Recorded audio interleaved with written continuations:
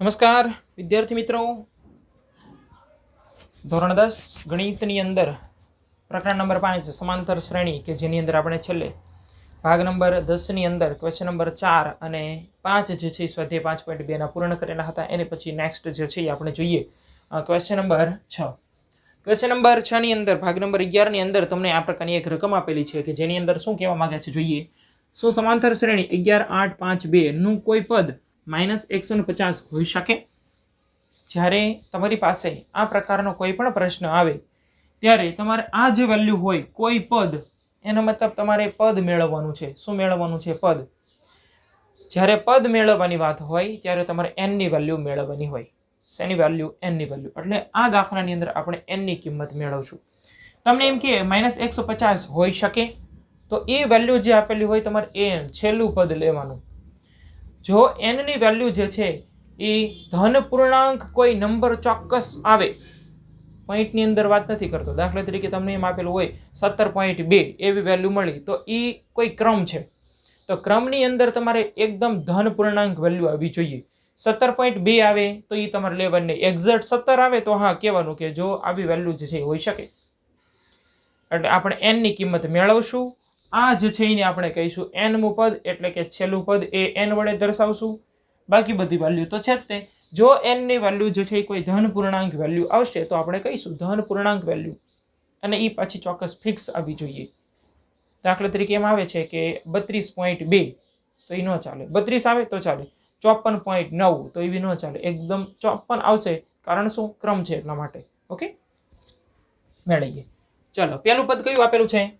તો કે પહેલું પદ એને આપણે a અથવા તો a1 વડે દર્શાવીએ છીએ, જેની વેલ્યુ તમારી પાસે છે 11. બીજું પદ કયું આપ્યું છે? તો કે બીજું પદ આપેલું છે 8. તફાવત મેળવવો હોય તો તફાવત મેળવવા માટેનું સૂત્ર, બીજા પદમાંથી આપણે પહેલું પદ બાદ કરીએ, બીજું પદ 8 - 11, એનો મતલબ વચ્ચે વચ્ચે ઓછા, 11 માંથી 8 જાય તો 3. મોટા નિશાની આવશે, 11 ની નિશાની કઈ છે? માઇનસ. આ તમને d ની કિંમત મળી ગઈ. નું કોઈ પદ, એનો મતલબ કે આપણે n ની કિંમત મેળવશું. અને n મું પદ હમણાં જ વાત કરેલી કેટલું છે? -150. જો n ની વેલ્યુ કોઈ ધન પૂર્ણાંક નિશ્ચિત વેલ્યુ આવશે, ચોક્કસ આવશે તો કહીશું હોઈ શકે. પોઈન્ટની અંદર આવશે ના પડશું આવું કોઈ પદ હોય નહીં. બધાની વેલ્યુ છે n વાળું સૂત્ર ખબર છે, an બરાબર a plus n minus 1 into D. an ની વેલ્યુ -150 બરાબર a ની કિંમત કેટલી છે? a ની વેલ્યુ છે 11 પ્લસ n માઇનસ 1 એમ નામ, d ની વેલ્યુ કેટલી છે? -3.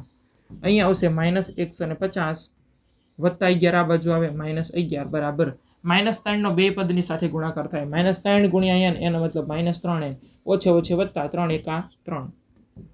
-150 ને -11 ઓછે ઓછે વત્તા 150 ને 11 161. મોટા નિશાની આવશે -150, માઇનસની નિશાની છે એ મૂકીએ આપણે. વત્તા 3 આ બાજુ આવે -3 બરાબર -3n.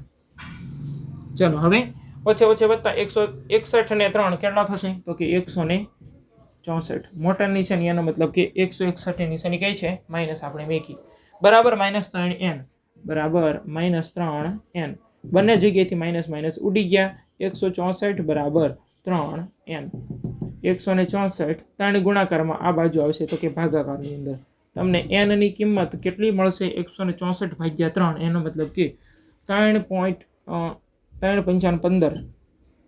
અહીંયા 3 ચોક 12 13 14 20 3 ચોક 18 54.6 સમથિંગ વેલ્યુ મળે છે. તમને હમણાં કીધું તો ધન પૂર્ણાંક કોઈ ફિક્સ વેલ્યુ આવી જોઈએ. જો 54 આવ્યા હોત તો ચાલે, 54.6 છે તો આપણે ના પાડવાની કે કોઈ પદ આપેલ સમાંતર શ્રેણીનું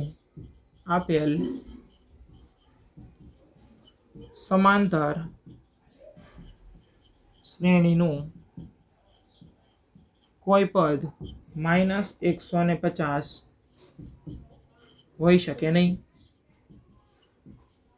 હજી આની જેવો દાખલો આવે તો તમને આ યાદ દેવડાવીશ. જે વેલ્યુ આપેલી હોય, દાખલા તરીકે તમને એમ કે નું કોઈ પદ 0 હોઈ શકે તો તમારે a ની જગ્યાએ 0 મેકવાના. નું કોઈ પદ 10 હોઈ શકે તો તમારે a ની જગ્યાએ 10 મેકવાના. n ની વેલ્યુ જે છે એ કોઈ પણ તમારી પાસે ફિક્સ આંકડો આવવો જોઈએ, ધન પૂર્ણાંક વેલ્યુ આવવી જોઈએ. પોઈન્ટની અંદર ના ચાલે, કારણ કે ક્રમ છે એટલા માટે. n જે છે એ પદની સંખ્યા તમને દર્શાવે છે, પદ જે છે એ દર્શાવે છે, એટલા માટે n ની વેલ્યુ જે છે એ કોઈ ફિક્સ વેલ્યુ હોવી જોઈએ. ઓકે, પદનો ક્રમ દર્શાવે છે એટલા માટે. રેડી? એની પછીનો નેક્સ્ટ જે છે ક્વેશ્ચન નંબર 7 કે જે આપણે આગળના ભાગ નંબર 12 ની અંદર જોઈશું. Okay, thank you.